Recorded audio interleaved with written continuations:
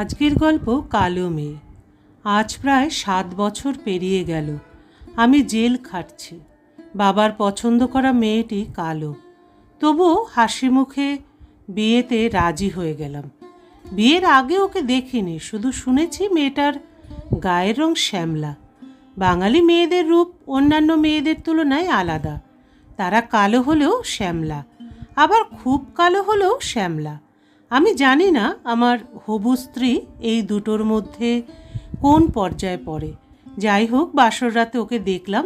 আত্মীয় স্বজন পাড়া প্রতিবেশীদের যত কানাঘুষো শুনেছি, মেয়েটা দেখতে ততটাও অসুন্দরী না। লোকের কাজই হলো পরচর্চার পরনিন্দা করা। কারো ভালো কিছু সহ্য করতে পারে না। ওদের কথাকে গুরুত্ব না দেওয়াই ভালো। বাসরের নিভু নিভু আলোতে ওর মুখটা দেখতে বেশ সুন্দর লাগছিল। ও খেয়াল করছিল আমি ওর দিকে অনেকক্ষণ তাকিয়ে আছি। ও একটু ভীতু গলায় আমাকে জিজ্ঞাসা করলো, এভাবে কি দেখছেন? আমাকে ছবিতে দেখেননি? বললাম, আমি তো জানি না কোনো ছবির কথা। কেউ আমাকে বলেনি মেয়ের বাড়ি থেকে ছবি এসেছে। আমি ওকে বললাম, আমি তোমাকে না দেখে বিয়ে করেছি। তোমাকে আমার বাবা পছন্দ করেছেন। সে বলল, বাবা যদি না করতেন তাহলে করতেন না? আমি বললাম, না, করতাম না। মেয়েটি তখন আর কিছুই বলল না, চুপ করে রইল। আমি ওর সারা শব্দ না শুনে ঘুমিয়ে পড়লাম। সকালে ঘুম থেকে উঠে ভয়ঙ্কর কাণ্ড ঘটে গেল। জীবনেও কল্পনা করিনি আমার সকালটা এই রকম হবে। সকালবেলা চা নিয়ে এসেছিল আমার জন্য সে। যে মেয়েটা গতকাল রাতে এত সুন্দরী ছিল, সে এখন কুৎসিত হয়ে গেল কি করে? আমি লাফ দিয়ে বিছানা থেকে উঠে সে আমাকে শুভ সকাল জানালো। আমি কোনো উত্তর না দিয়েই আম্মির ঘরে গেলাম। আম্মি আমাকে রেগে থাকতে দেখে বললেন, কি হয়েছে বাবা, এই সাত সকালবেলায় এরকম মুখ বানিয়েছিস কেন? আমি খুব জোরে দরজায় লাথি দিয়ে বললাম, তোমরা আমার জীবনটাকে নিয়ে এইভাবে খেলতে পারলে আম্মি? আমি কি দোষ করেছি যে আমার সাথে এরকম একটা মেয়ের বিয়ে দিলে তোমরা? কেন? আম্মু কিছু বলছে না। আমি জোরে জোরে চেঁচাতে লাগলাম। আম্মু শুধু একটাই কথা বলেন, তোর বাবা সব জানেন। আম্মুর কথা শুনে থমকে গেলাম। মনটা ভীষণ খারাপ হয়ে গেল। মনে হচ্ছিল বাবা আমাকে ইচ্ছে করে অন্ধকারে ঠেলে দিয়েছেন। বাবা তো অন্তত আমাকে মেয়েটার ছবিটা দেখাতে পারতেন। আর মেয়ে দেখতে যাওয়ার সময় কি রঙিন চশমা লাগিয়ে গিয়েছেন যে কালো একটা মেয়েকে আমার জন্য পছন্দ করে নিয়ে এসেছেন? মেয়েটা কালো না, অনেক কালো। ছোটোবেলায় আমার নজর না লাগার জন্য মা কপালে যে কাজলের টিপ লাগিয়ে দিত, সেই কাজলের মতো দেখতে কুচকুচে কালো। একে নিয়ে কীভাবে থাকবো? ভাবছি, কোথাও বেরোলে পাছে কেউ জিজ্ঞাসা করবে না তো এই জঙ্গলিটাকে কোথা থেকে নিয়ে এসেছে? কেউ মজা করার জন্য বলবে না তো মেয়েটা বাড়ির বউ নাকি কাজের মেয়ে? আব্বুর ভুল ডিসিশনের কথা আমি ভাবছি না। আমি ভাবছি এই কালো মেয়েটাকে নিয়ে কীভাবে সংসার করব। ও কালো হয়েছে, কয়েকদিন পর আমার সন্তানও কালো হবে, সব কালো হবে। উফ, না, এটা আমি মেনে নিতে পারবো না কিছুতেই। যা বলার যা শোনার সব কোর্টে। আমি ডিভোর্স চাই। মেয়েটা ততক্ষণে সব জেনে গেছে। আমার রেগে যাওয়ার কারণটা কি? সে ফুপিয়ে কাঁদতে কাঁদতে রুমে চলে গেল। ওর কান্নার আওয়াজটাও আমার কানে বিকট শোনাচ্ছিল। আব্বু আমার চিৎকার শুনে ঘরের ভেতর থেকে বাইরে এলেন। আমাকে বললেন, কি হয়েছে, এত চিৎকার কোলাহল কিসের? আমার মুখ থেকে কোনো কথা বের হচ্ছিল না। সারা দুনিয়ার সামনে আমি যাই করি না কেন, কিন্তু বাবার সামনে কিছুই করতে পারি না। মুখ ফুটে বলতেও পারছি না কথাটা। অগত্যা একটা লম্বা দীর্ঘশ্বাস নিয়ে বেরিয়ে গেলাম। আমি ছাদে বসে ভাবছিলাম, কেন আমার সাথে এরকমটা হলো? আমি কি দেখতে খারাপ যে আমার বউ খারাপ হবে? নাকি আমার টাকা পয়সা কম? আমার তো সবই আছে, তাহলে কেন এরকম মেয়ে আমার কপালে জুটল? মাথা যন্ত্রণায় ফেটে যাচ্ছে, কিন্তু কোনো উত্তর পাচ্ছি না। হঠাৎ পেছন থেকে আব্বুর আওয়াজ শুনতে পেলাম। আব্বু ডাকছেন। নিজেকে স্বাভাবিক করার চেষ্টা করলাম। প্রচণ্ড রেগে যাওয়াতে মুখটা গরম লাগছিল। আব্বুর আদেশ মেনে আব্বুর পেছনে পেছনে ওনার রুমে গেলাম। আম্মুর চেহারা দেখে বুঝে গেলাম উনি সব আব্বুকে বলে দিয়েছেন। তার মানে এখন আর নাটক করা যাবে না, যা বলার ক্লিয়ার কাট বলবো। আব্বু নরম স্বরে বললেন, সকালবেলা তোমার আচরণের কারণটা জানতে পেরেছি। কেন আমি ওই মেয়ের সাথে বিয়ে দিয়েছি এটাই জানতে চাইছো তো? আমি মাথা নিচু করে হ্যাঁ সূচক জবাব দিলাম। আব্বু বললেন, তার আগে আমাকে একটা প্রশ্নের উত্তর দাও। কেন রুমাকে গ্রহণ করতে পারছো না? সে কি বিবাহিতা? সে কি ধর্ষিতা নাকি দেখতে কালো?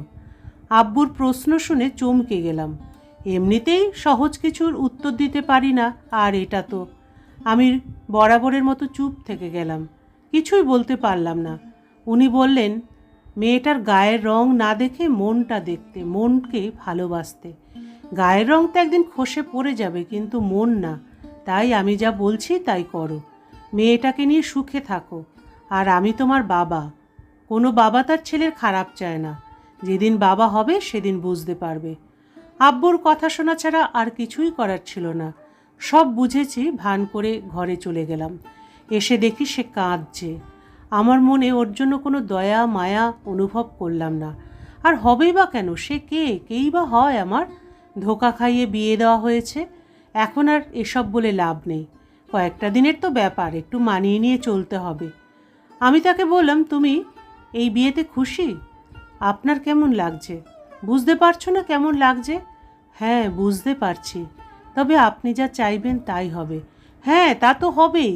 শুধু কয়েকটা দিনের ব্যাপার। এই কয়েকদিন স্বামী স্ত্রীর মতো থেকে যাই, পরে আলাদা হয়ে যাব। আলাদা বলতে? ডিভোর্স। কথাটা যেন ওর কানে তীরের মতো বিঁধল। এক কান দিয়ে ঢুকে অন্য কান দিয়ে বের হলো। যতক্ষণ কথা বললাম ওর চোখে জল ছিল না, কিন্তু আমার কথা শোনার পর দেখলাম চোখ দুটো জলে ছলছল করে উঠেছে। আমি আবার ওসব সহ্য করতে পারি না, প্রচণ্ড রেগে যাই। মারামারিও তো করা সম্ভব না। কোনো রকম রাগ চেপে রইলাম। বিয়ের 2 মাস চলে গেল। আমি সোফায় ঘুমাই আর ও খাটে। সকালে ওর ঘুম ভাঙার পর আমি আবার বিছানায় চলে যাই।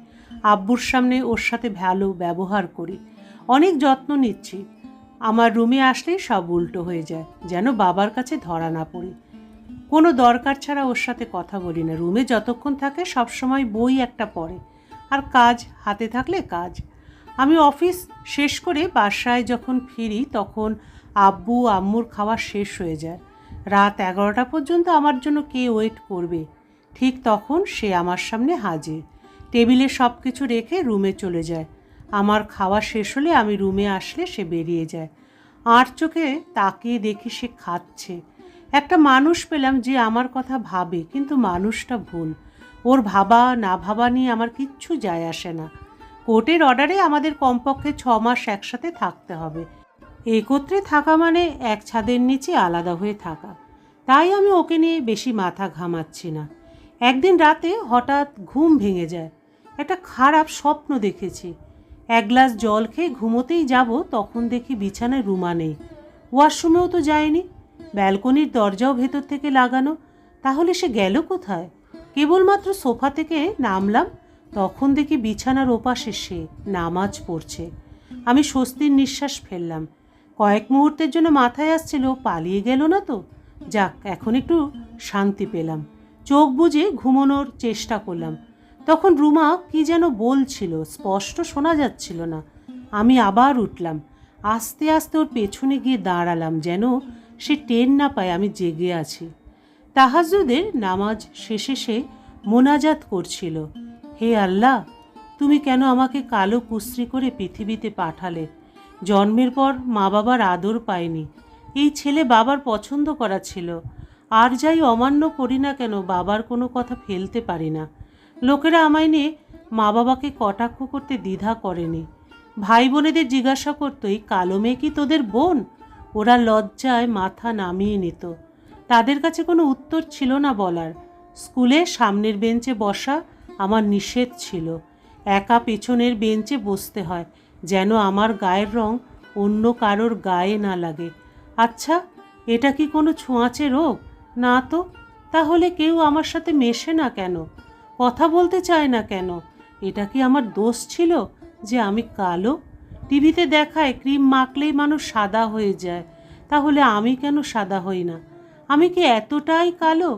বয়সের চেয়েও দ্বিগুণ বড় পাত্রপক্ষ দেখতে এসে একই কথা বলে যায়, কালা কাউয়াকে লাইটের নিচে বসালেও দেখা যাবে না, আর বিয়ে করতে বসেছে।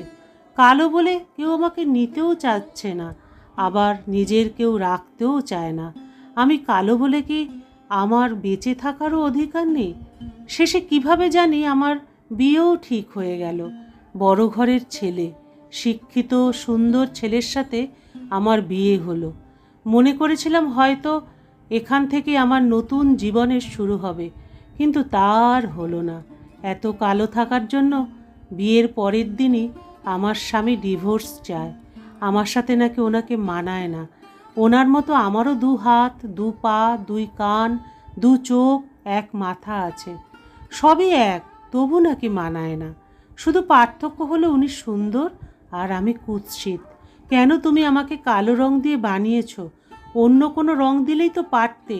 হয় তুমি আমাকে বদলে দাও, নয় মৃত্যু দাও। এভাবে আমি আর বাঁচতে পারবো না। তোমার দরবারে কতবার হাত পেতেছি, কিন্তু আমায় কিছুই দাওনি।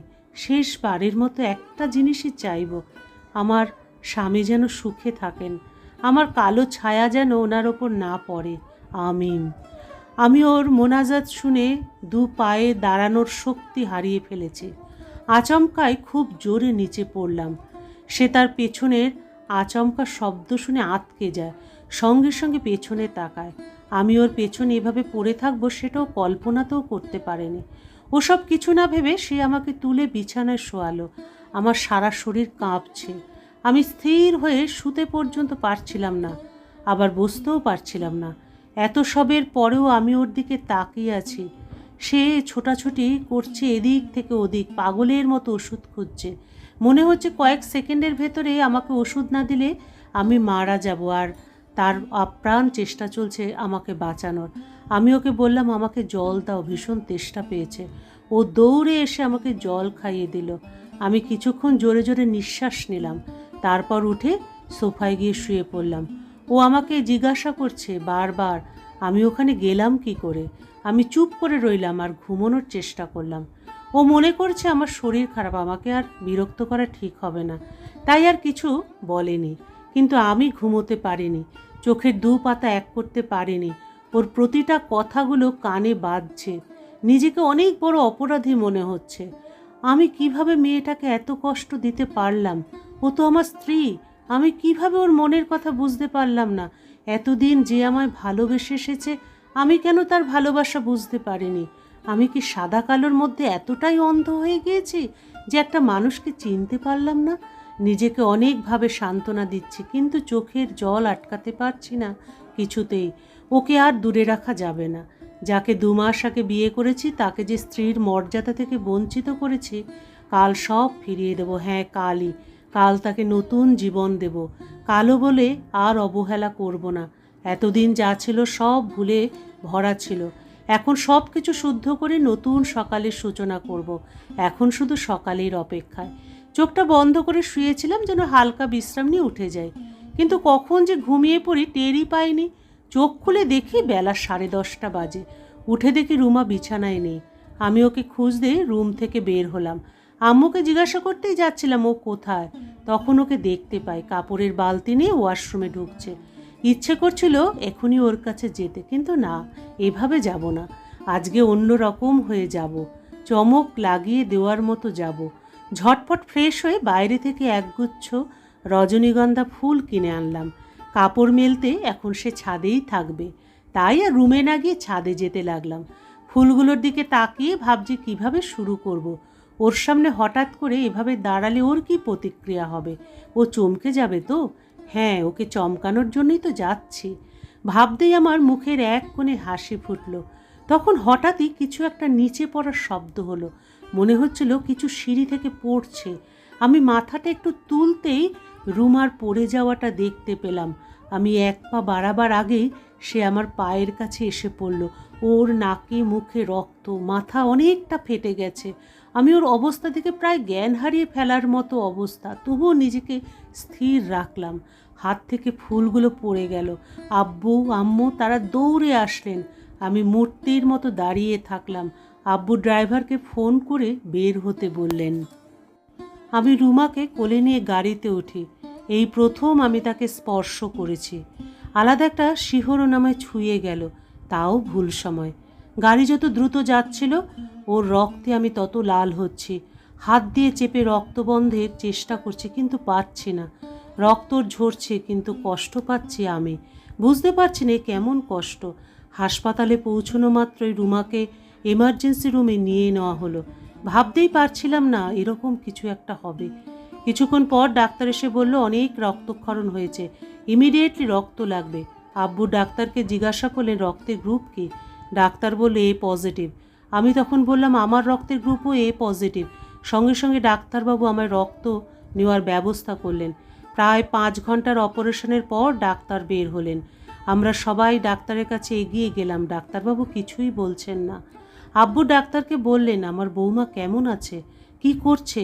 আম্মু জিজ্ঞাসা করলেন আপনি চুপ করে আছেন কেন, কিছু বলুন। ডাক্তার তখন আব্বুর কাঁধে হাত রেখে মাথা নাড়িয়ে না সূচক ইশারা দেখালেন। ডাক্তারের ইশারায় ইঙ্গিত বুঝতে কোনো অসুবিধা হলো না আমার। চোখের সামনে সব কিছু ঝাপসা হয়ে যাচ্ছে, মাথাটা টাল খেতে থাকে। ভাই এসে আমাকে সামলালো। আব্বু ডাক্তারকে বলছেন আবার বৌমাকে দেখতে, ওর কিছু হয়নি, ওকে ভালো করে চেক করুন। আব্বু নিস্তেজ হয়ে মাটিতে ঢলে পড়লেন। আম্মু ওনাকে চেয়ারে নিয়ে বসালেন। আমি নির্বাক হয়ে যাই। ডাক্তারের কথা আমার বিশ্বাস হচ্ছিল না। ছুটে চলে যাই ওর কাছে।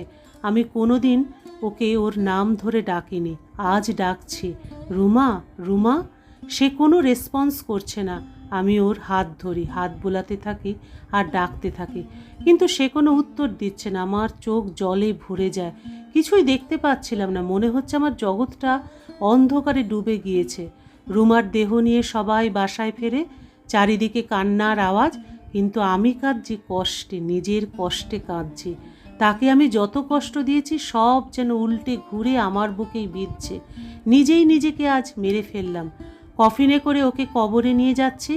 কয়েক মাস আগে আমি তাকে বিয়ে করে গাড়ি করে আমার বাসায় এনেছিলাম, আর আজকে সারাটা রাস্তা আমার চোখের জলে ভাসছিল। অনুশোচনা আর গ্লানিতে ক্ষত বিক্ষত মন। এ কেমন শাস্তি ভোগ করছি তা আমার নিজেরই জানা নেই।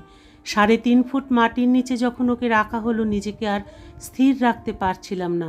আমার ইচ্ছে করছিল যেন ওর সাথেই চলে যাই। বড় বড় বাঁশের ওপর যখন সবাই মাটি ছিটিয়ে দিচ্ছিল, আমার কলিজাটা ফেটে যাচ্ছিল। ও দূরে চলে গিয়েছে, তবুও মনে হচ্ছে কেউ যেন আমার পাশ থেকে ওকে দূরে সরিয়ে দিচ্ছে। আমি সহ্য করতে পারছি না আর একটুও না। রুমা যখন প্রথমবার আমার সামনে কাঁদছিল তখন অসহ্য লাগছিল শুনতে। এখন ইচ্ছে করছে ওর কান্না শুনেই সারা জীবন কাটিয়ে দিতে, কিন্তু ভাগ্যটা সাথে নেই। শুনেছিলাম দাঁত থাকতে দাঁতের মর্ম বোঝে না, আজ সেটার মানে বুঝতে পারছি। ওকে দাফন করে যখন বাসায় ফিরছিলাম তখন রাস্তায় পুলিশ আটকালো। কিছু বোঝার আগেই ওরা আমাকে তাদের গাড়িতে তুলে নেয়। যেতে যেতে বুঝতে পারলাম কেউ একজন আমার বিরুদ্ধে কেস করেছে, নিজের স্ত্রীকে হত্যার কেস। এটা শোনার আগে আমার মৃত্যু হতো তাহলেও দুঃখ পেতাম না। এরই মধ্যে আমাকে নিজের স্ত্রীর হত্যার দায়ে যাবজ্জীবন কারাদণ্ড দেওয়া হলো। আজ প্রায় 7 বছর পেরিয়ে গেল আমি কারাগারে। পুরনো দিনের কথাগুলো মনে করছিলাম।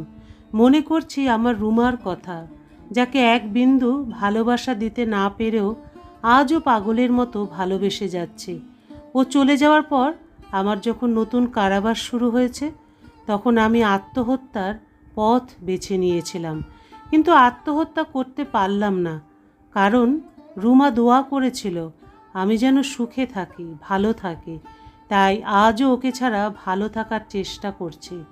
মুখে তো বলছি ভালো আছি, কিন্তু ভেতর থেকে জ্বলে পুড়ে ছাই হয়ে যাচ্ছি মিথ্যে কথা বলতে বলতে। যে কালো মেয়েকে বলেছিলাম লাইটের নিচে বসলেও দেখা যাবে না, আজ সেই মেয়েকে 4 দেয়ালের অন্ধকার রুমের মধ্যে ওর চেহারা দেখি। চোখ বন্ধ করলে 2 চোখের আধারেই তার মুখ ভাসে। সব অন্ধকার জায়গায় ওরই ছবি ফুটে ওঠে। হয়তো এরকমই চলতে থাকবে যতদিন না পর্যন্ত মৃত্যু নেমে না আসে।